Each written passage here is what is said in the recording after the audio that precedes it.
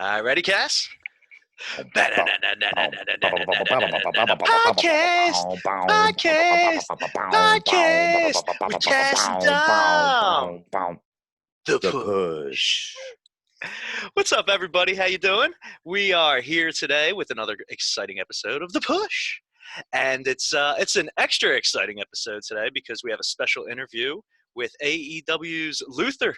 AEW's Luther. How are you?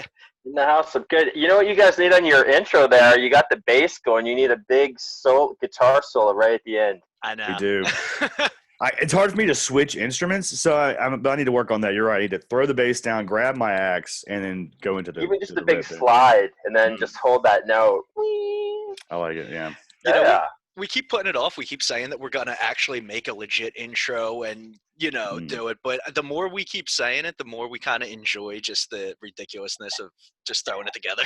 Yeah. Hey, I dude, like there's what we nothing do. wrong with going straight bass either, though, Yeah. man. The boss is cool. Right? But look, enough about us. Nobody cares about us. They No. care about you. You're here with us today, and we want to make sure that our questions are geared to you. Now, when we introduced you, we said AEW's Luther, but you have a absolutely legendary career that predates anything that you've done in AEW, and even if you never stepped foot in AEW, you've set a great career for yourself as Dr. Luther. Dr. Luther, yeah. But now, to anybody who is really just meeting you for the first time and really getting introduced to you as a wrestler, how would you describe Dr. Luther to people who want to know? You know, throughout my career, I've changed no matter to depending on where I was at. If I was in Japan, it's a little different than in America and Canada. Much like Chris, over my 33 years of wrestling, I've had to change things to keep things interesting and spice it up as I go. So, I mean, it's always a work in progress, but at the end of the day, it's always crazy. I'm usually a little bit off my rocker, but I wouldn't have it any other way. I can imagine, and especially over such a long career, that's essential to change it up. But the legendary status of your career really started at the beginning in the way you were trained, because you were trained by the Hart family, right? Yeah, started in the dungeon, started in Calgary in the late 80s, 87, 88. And started off, I mean, at Stampede Wrestling, which was phenomenal. I mean, so many people were there when I was there that were big names. So I really got to learn from the best, and then getting to go to Japan at such a young age too was quite a learning experience that I'll have with me forever. And yeah, it's crazy. They in Japan, when they booked, they always loved coming to Calgary because they knew what they were going to get with Calgary guys. So I kind of had that in my pocket all the time, and I still carry that to this day. Sure. And to start out at Stampede, being from Calgary, it probably had to have been huge for you, right? Because I'd imagine that, especially at the time period that you're talking about, I mean, Stampede Wrestling is everything up there. So to be able to so to be able to start out there, and also just to be able to train with the Hart family, and even just to be able to sit around their dinner table with them and just have experiences with them must have been its own legendary experience. Well, it was really cool. I trained mostly with Keith Hart, and he was probably, I was just actually talking with Diana Hart the other day about this. He was probably technically the best technical wrestler. Like his amateur status is really good. So as far as like move wise, he was the best. He just wasn't the most flamboyant or best talker. But so I got a really good base right from him. So I was lucky with that. And I mean, I got to do a bunch of things, roll around and learn a few things from Owen Hart a few times, which was really cool. And he was always a very nice guy. And I try to always learn from everyone I meet. Like even to this day, I watch everything and try to pick up stuff. I mean, you always should be learning. Same with you guys, learning your craft, and sometimes you learn the hard way. You make mistakes, and that's how you learn. That's actually the best learning tool is to make a mistake, because then you learn don't do that. By the 8th time, I got to stop doing that. Yeah. Yeah, I like to throw Dom into the fire. I do that a lot. I'm like, we'll figure it out. We'll learn all as we go, and that's really not the best game plan. But I feel like you learn quickly and you adapt quickly that way. So Exactly. that's our mindset. So no, we get that. True. No, 100%. Not, I don't want to make this about me or about Cass. This is all about you. But just in what you were saying, one of the greatest experiences that I had was I'm in law school now, but I previously was kicked out of law school. Just by being academically dismissed, just by dropping out, basically. And then it really took that to change my entire focus and figure out what I was doing wrong in myself to be Mhm. able to then get back to the next level and get to where I'm at now, where I'm, about to graduate and be done with it. But Well, congratulations. oh no, thank you. But I say that to speak to your point, where sometimes those hard experiences, the ones that force you to make an adaptation to yourself, those are the Mhm. ones that are really the most worth it, that you get the most benefit out of. Yeah, Uh, I agree. but another hard experience must have been going from now you growing up in Calgary, Alberta. Or I'm sorry, growing up in Calgary. You grew up on a farm, right? I grew up on a farm just outside of Calgary. Yeah. Okay. And Yeah. then by the time that you were in Japan, you're in your early 20s. Well, that was a whole different thing. Like, so when we were training, I always wanted to go to Japan because in like they always had the New Japan, all Japan posters up and all that stuff. So to me, um, obviously WWE or WWF at the time was the pinnacle here, but I always wanted to go to Japan. So as luck turned out, I got to do that, which was awesome. But it it was a big culture shock for me, like all of it was, because it's completely. I don't know if you've ever been there, but it's like completely different than here. It may have changed now a little bit, but the good thing for me was I didn't know what I was getting into at all. So um, it wasn't too bad for me because I just rolled with it and didn't have any real expectation sort of thing. So I wasn't really scared or nervous or didn't know any. I didn't know any different. I just went over there and um, like as far as even wrestling, like wouldn't even know who I was wrestling. They just put a sheet up next to the door with your name, which mine was spelt wrong, so I didn't even know half the time I was on there. I had to get them to show me, so I didn't even know when I was wrestling and stuff. So and I didn't know a lot of the guys there. I didn't know Onita was so big, like or anything. To me, it was just another guy I'm wrestling like back home type thing. So I never or Tarzan Goto or anything like that. So I never got too worried or amped up. It was just every day at the office. So I had that going for me. Yeah, Because there was no that's social media. There was no social media. Like now, I would know everything. Like if as soon as I got booked, I would be online looking up everything. Back then, I got booked. The guy came. He did a photo shoot. I got a big full page in the weekly wrestling magazine and all this. And I didn't know any different or any better. I was just like, this is super cool. right. Now, Uh, when you were over there in Japan, though, you had a lot of different great feuds and a lot of great allies while you were over there, and you were mhm. sharing the ring you shared the ring a lot with Sabu, and Listen, yeah. and you were Hayabusa. yeah, and you were Yeah. also able to get in there with the Sheik as well when he was still in the ring. So what was that I, like? well, a lot of people didn't like have to work the Sheik because it wasn't really a match because Okay. he was sort of brought over as like a name attraction, like he did his thing. That's why like Sabu was over there at first, sort of to take bumps for him and look after him before he blew up and became a big name himself, right? Right. But I liked working the Sheiks at times because he was very nice to me. Um, it was kind of like a night off, but not really because I got to work on other parts of my character, like just running around, chasing people, and doing all the fun stuff. Hmm. So the other days that I'd have to take lots of bumps and get hit a lot, but with him it was easy. And then as he started getting less and less movement, that's when he tagged with Sabu most of the time. But it was always really fun. I had a good time working everybody. I like working everyone.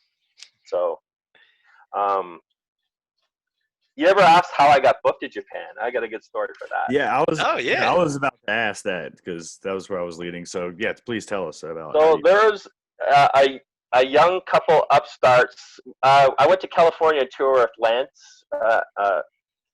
Lance T Storm and Chris Jericho. I don't know if you ever heard of those guys. I've heard those two. Rings a bell. Yeah, so we went down. We were doing a Cali trip, and then we all sort of had the same agent, and they got booked to go to Japan for FMW, which I didn't really know. Like I said, didn't really know anything about. I stayed in Cali. They went over there, and I guess they did pretty good. But they were told like, we're gonna send you back to Canada for like a year, just get a little more experience, because they were pretty brand new, like within their first few months, which was awesome for them. But they came out of the gate like really good right off the bat. And so they were sending a scout about a year later to watch them, but there was no shows happening around at that time to come watch. So they just set a ring up in this like community hall, and they were supposed to wrestle a couple guys that they picked up. And Chris asked me to go just sort of watch it. So I was like, I got nothing else to do. So I just went down to watch. But one of the guys came in and was hurt and couldn't work in the tag match. So Chris asked me to do it. I didn't really want to do it. Like, I just wanted to watch or whatever. Like, I didn't bring gear or I didn't do anything. So I had to borrow this gear from this guy. And he was not the most clean guy, not too into the cleanliness of his gear. So A, I didn't really want to do it. B, the stuff was just freaking me out, like having to borrow some of his things, and so it was just not. Yeah, it was not that good. But I went in. We did our thing. I kind of remember it. It was pretty good. But I worked those guys so many times. It was pretty. We just did our normal stuff. But at the end of the night, I was the only one that got a contract to go over. So I felt pretty bad. But the kid Jericho did okay, I guess. Yeah. It worked out for him. Yeah, it worked out. Yeah. Now, what do you attribute to being the spark that got you signed that night? Do you think it was the talent, or do you think it was the trunks? I don't. It could have been that the gear was so bad. I was just trying to get everything done and get out of there. I don't know. Or it was making me so pissed off that I just wrestled with a lot of aggression. But I don't know if it's that sour look on his face or the fact that he's moving so quick, but he's magical in the ring. He's got something. I probably did. I was probably just disgusted. But it was funny because when I first got booked, like I didn't have the character that I was going to do over there set at all, because I wasn't even supposed to be for me, right? Right. So I was wrestling as Luscious Lenny St. Clair, a fashionista guy. Before that, which was, and they're like, well, we need something more like aggressive or whatever, and that's when I came up with the idea for with the Silence of the Lambs stuff, and that was after I had already signed. So it was really crazy. I don't know. I must have been the tights, maybe. Yeah, the trunks. I wanted to ask you about that too. Did you have any other ideas in between the fashionista and what you ended up going with Dr. Luther? That movie was pretty big, and there wasn't really a lot of monster guys that I could think of. The only one I could think of is Jason the Terrible. I love it. I've got a Silence of the Lambs little tattoo right here, man. Oh, that's awesome. Yeah. I wore a mask like that. At first I wore a football mask was my mask I wore. And then that ended up getting stolen at a big show. Did it really? During the World Tag Team Tournament. Usually they're really good. The young girls or young boys would chase us around and get all our stuff. But there were so many people, and me and Mike Awesome and my partner Hannibal were fighting. We were wrestling Mike Awesome and Course Boulder. And the place was packed, and it was really, really dark.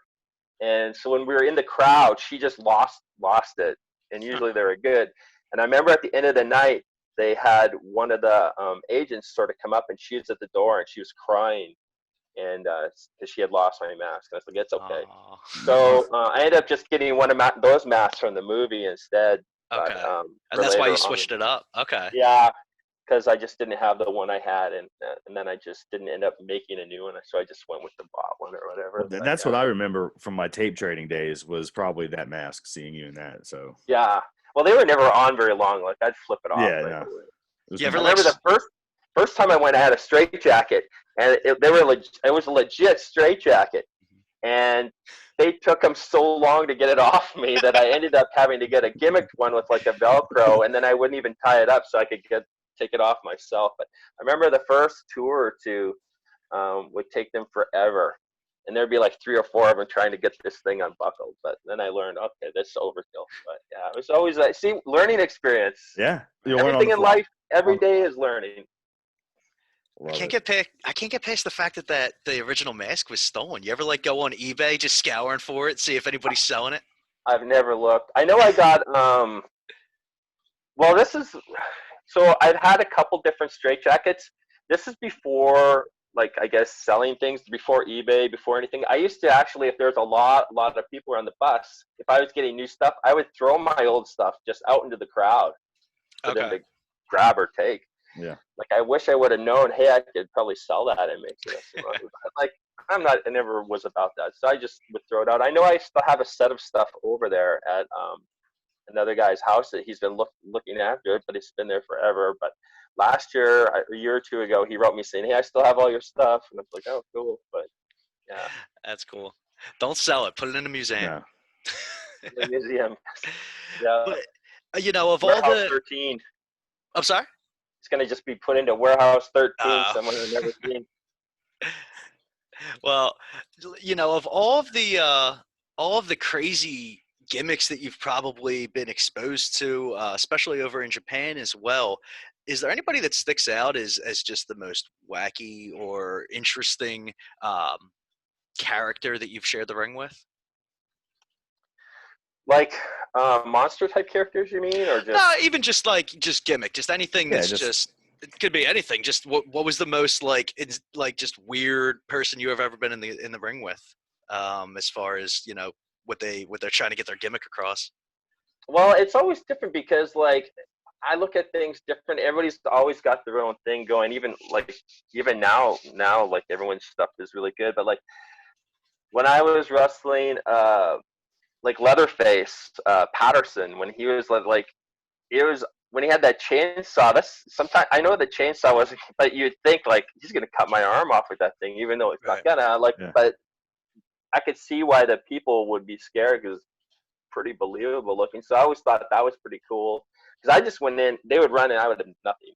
Mm-hmm. So he had that chainsaw, which is cool. But like, there's Leon Spinks. I tagged with Leon Spinks, the heavyweight champ of the world, and he wasn't a gimmick, but it was almost like a gimmick because he did not understand the wrestling aspect or anything.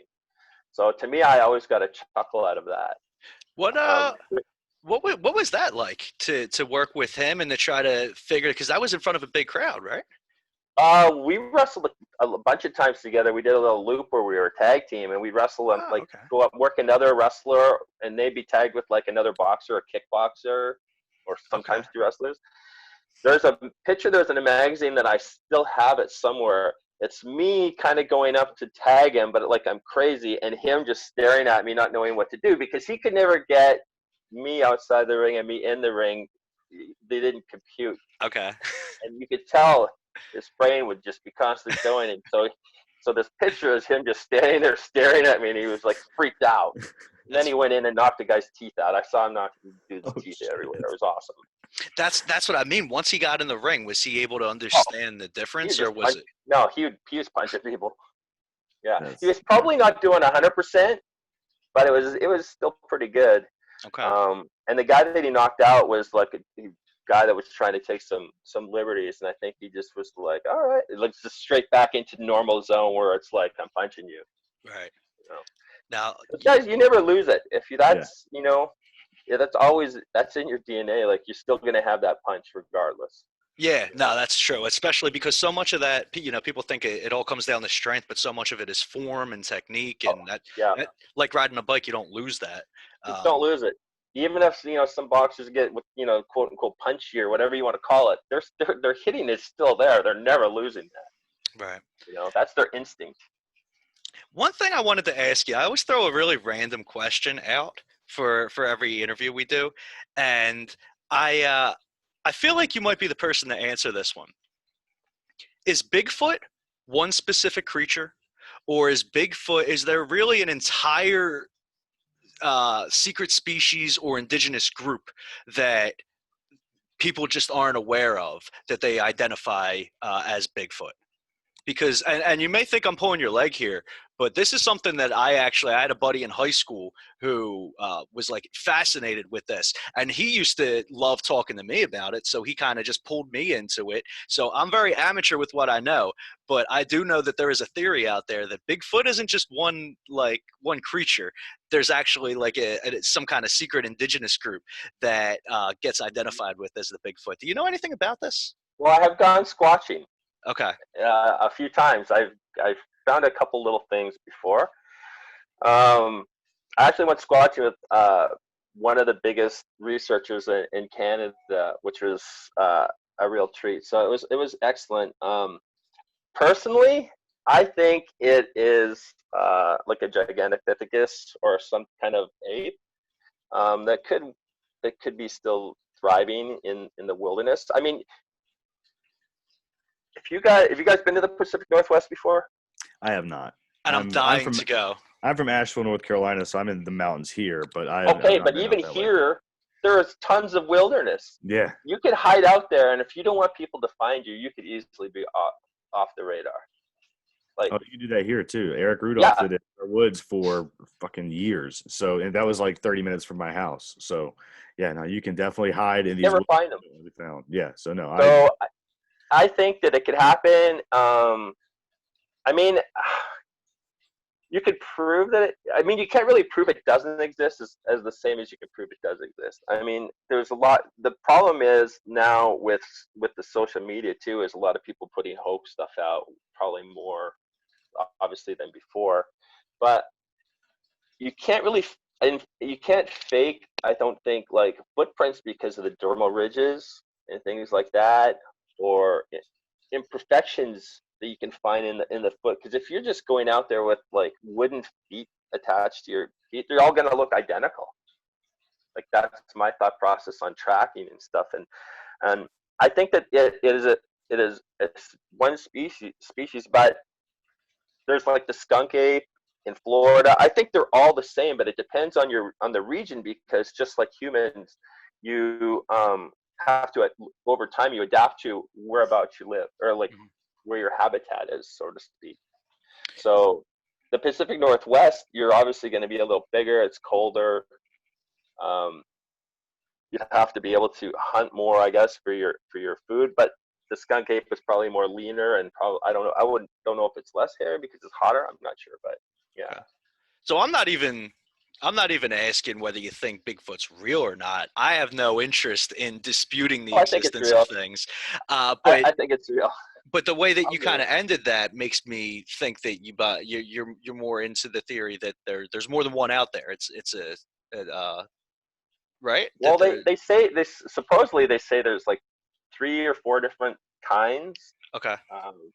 There's like the skunk ape. There's the Sasquatch, the Bigfoot, the Pacific Northwest version, or California, and then there's like Dogman in Minnesota, Michigan area. I think in Texas. I know a couple of people that have said they've actually seen a dog, like something like a Dogman before. We have them here in North Carolina. They do the Bigfoot Festival in Marion, North Carolina, which is in like just east of Asheville, like the county over.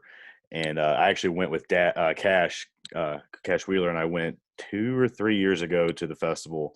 And it's like the official animal now up there, because there's been a lot of sightings in the Hickory, North Carolina area down towards Charlotte and the swamps and stuff. So, and I think they like preserved the land, like the state bought it because there's been a bunch of sightings and stuff like this year because they wanted to keep it preserved. So they're all excited because the Bigfoot habitat in North Carolina has been preserved. So it's a thing here. And then I would say, like, everything I read says like the Dogman's much more vicious, like will attack you and things. Yeah, I've never seen anyone. Yeah. I've never seen anything myself other than some like the broken trees. They say how they do the markings. So I was out in the Canadian Rockies in the middle of winter, like 2 years ago or 3 years ago, and I was with Tyler Huggins, who's big Sasquatch researcher out there. And as we were walking, he's about 6'6".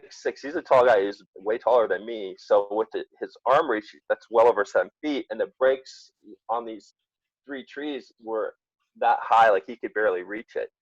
And no other trees are broken.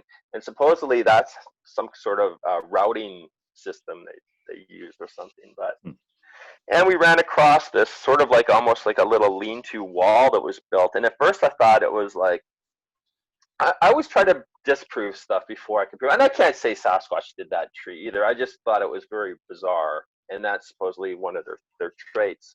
But I found we found this like wall or lean-to thing that was built out of different trees. And at first I thought it was like a hunter's blind type thing or someone would make it. But there was 2 really gigantic trees that, me being at the time I was like 285, me and 2 other guys probably couldn't have picked these. Like it would have been a chore just to get these on there. And I would be like, why are these here? Like for that part. So I wasn't sure about that. It still could have been man-made. I don't know, but it was odd because we were in the middle of nowhere, like literally in nowhere. And it was the same area. So my brother Lonnie and he does researching and with them. And they've been in that same area just a little while ago, I think like less than a month ago. And they heard some people talking, but they couldn't make out what it was. And they heard some footsteps. And so they radioed, they had the base camp, and there was no one else out. So a couple of people from the base camp, I guess, drove around looking for cars parked to see if there's hikers, and there's no one around there, just them. Like they couldn't find any. Like this is in the middle of nowhere. You need to drive there to get there, and it's all back roads. And they drove around and they found nobody at all. And then they did hear some sort of a growl, but they don't know. They didn't think it was a bear, but it was more. One of them said like a growl, one says like a sort of like a grunt. So I don't know. They definitely heard some like. I believe they heard something. I don't know what, but it's interesting nonetheless. I love that. I love those stories where there's too many circumstances surrounding it that disproves any other reasonable alternative scenario. So it's like, yeah, it could be anything, but it's not that likely. It's not any more likely than these unreasonable scenarios at this point. Yeah, you know? And like when you're out there, like when I was out there that night, like it's pitch black up there out in the fort. Like you can't see anything.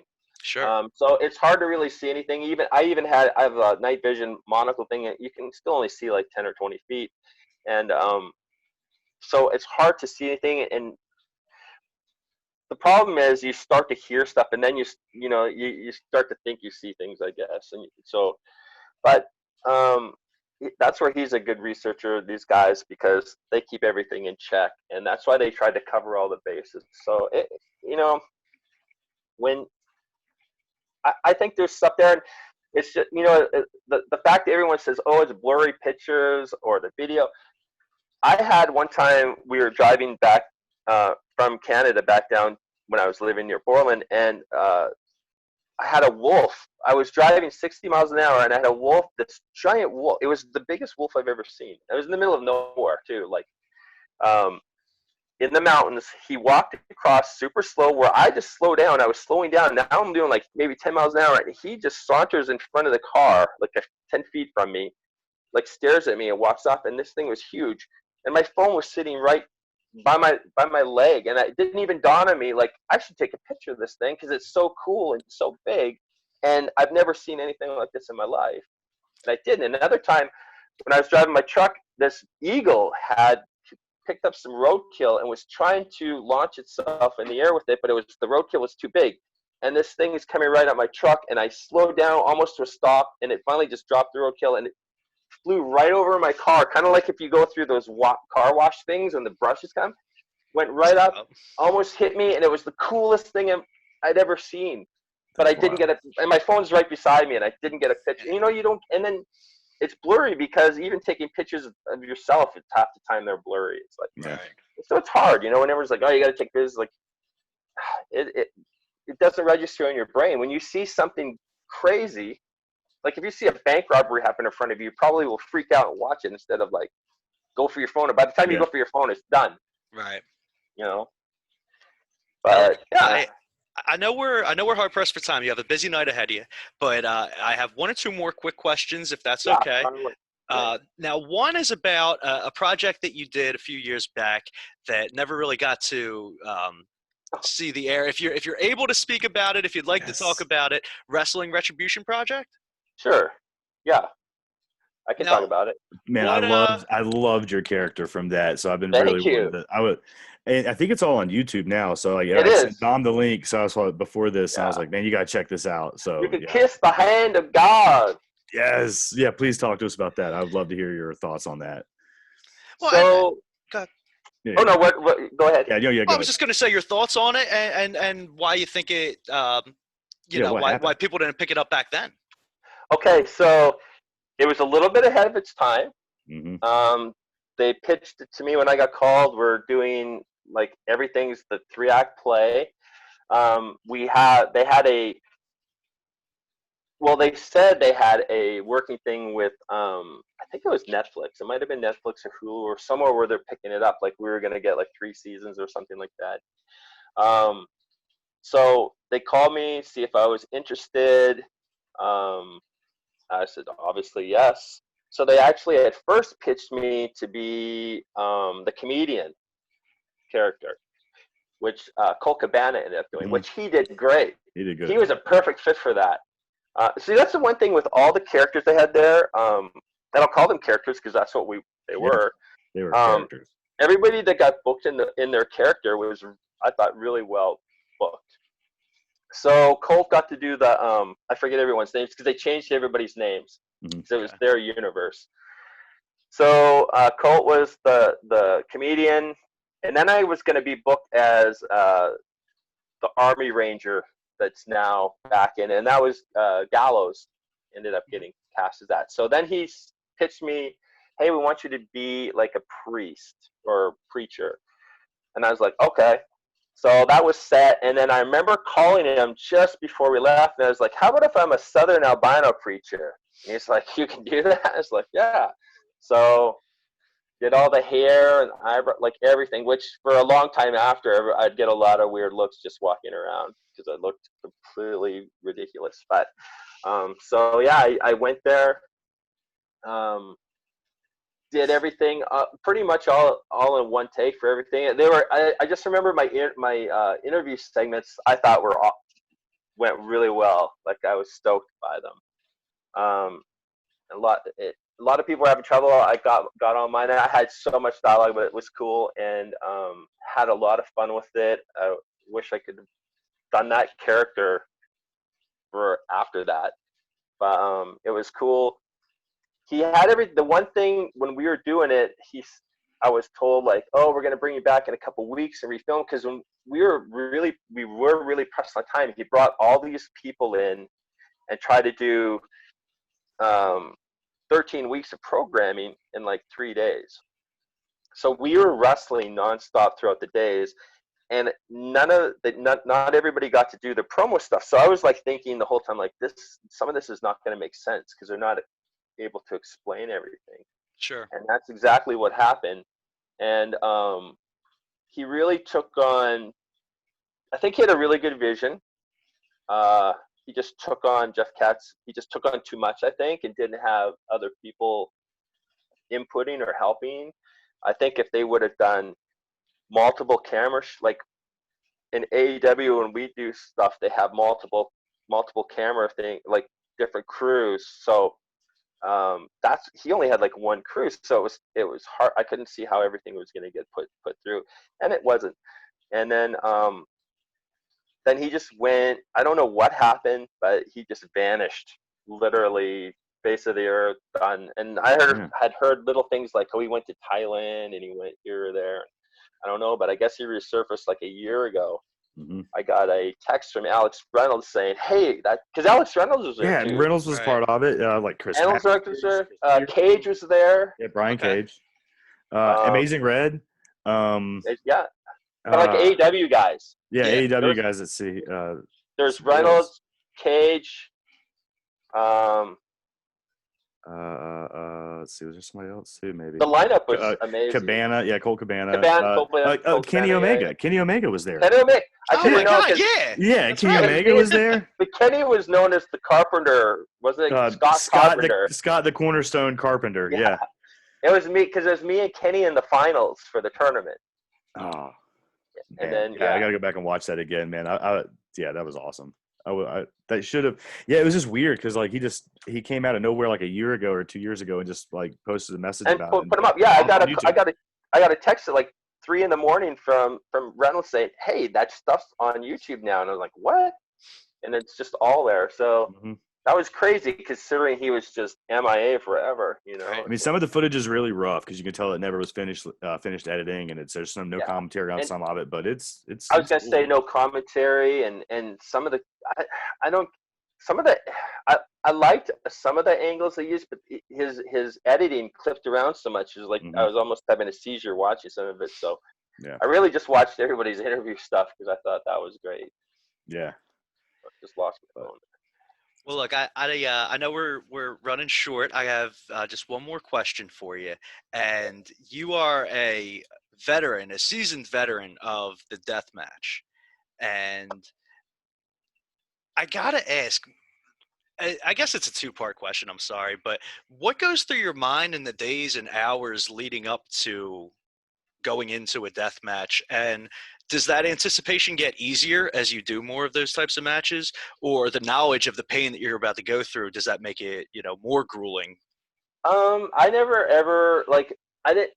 I've had lots of barbed wire matches and street fights, but I mean I've done the thumbtacks and some of the glass, but I haven't done like I guess nowadays it's a little even crazier. I mean when we did that in '91, just having street fights and the barbed wire was like groundbreaking, and Okay. obviously over time people have taken it even more. But I don't think anything different than a normal day. Like to me it's all the same thing. You're still just working. Like so it never really.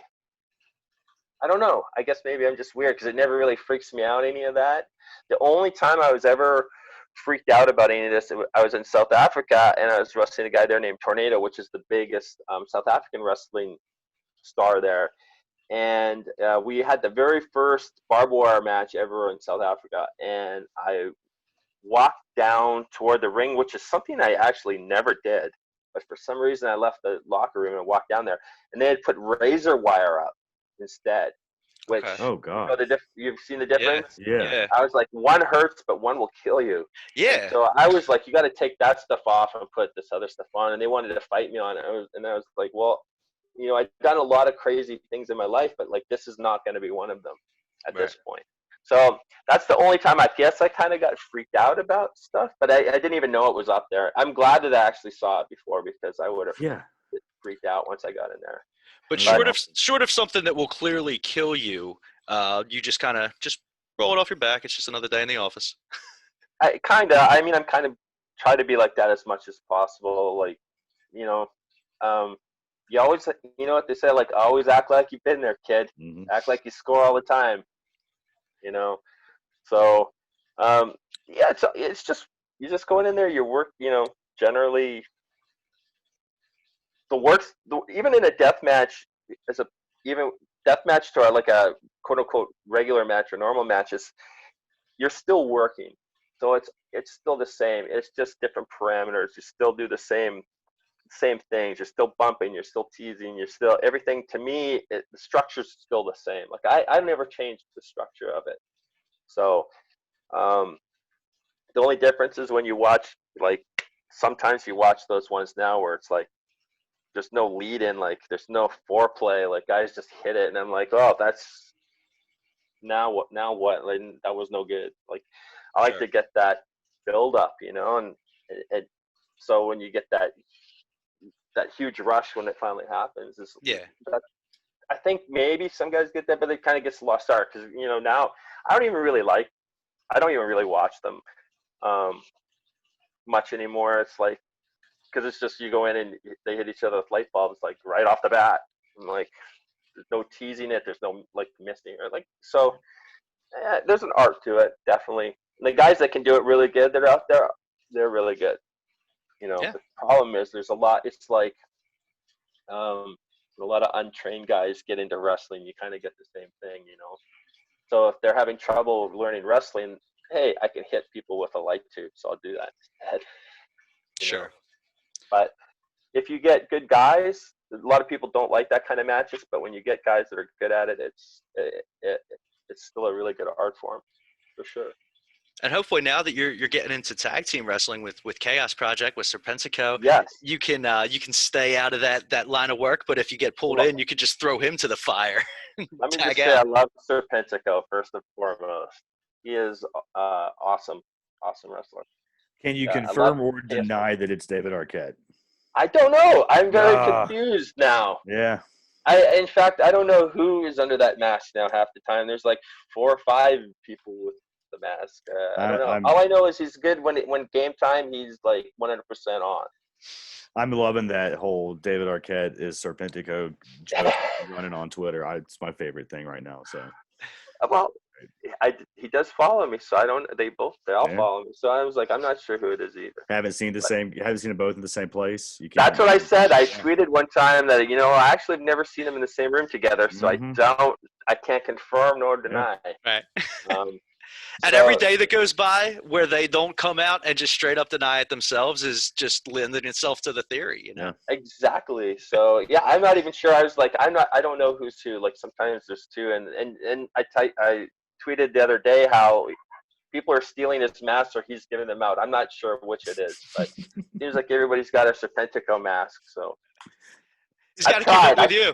I've tried. I can't get the thing over my big dome. It gets stuck. So I don't know. But well, look, we're already over our time, so I want to thank you so much for coming on. No, thank you. Anytime. I love to do it again. Oh, we would absolutely. Love to have you back. Yeah. So thank you again. And definitely gonna go Bigfoot hunting. Oh, dude, if you grab Cash, he's next time. Come up here where we're from, man. We'll go find something up here in the woods, man. Like it's a thing. Let's do it. That's awesome. You guys can follow Luther at it's a Kill Luther Kill on Twitter, correct? Luther Kill, yep. Or Dr. Luther on Instagram. Okay. And check him out on AEW Dark and AEW Dynamite on Tuesday and Wednesday nights. And thank you so much again, Luther. Yeah, this has been great. Thank you guys. Thanks, and, buddy. God bless you. Awesome. Thank you. Have a great night. You too, man. Thank you. Everybody, watch AEW. Let's do it. Thanks, guys.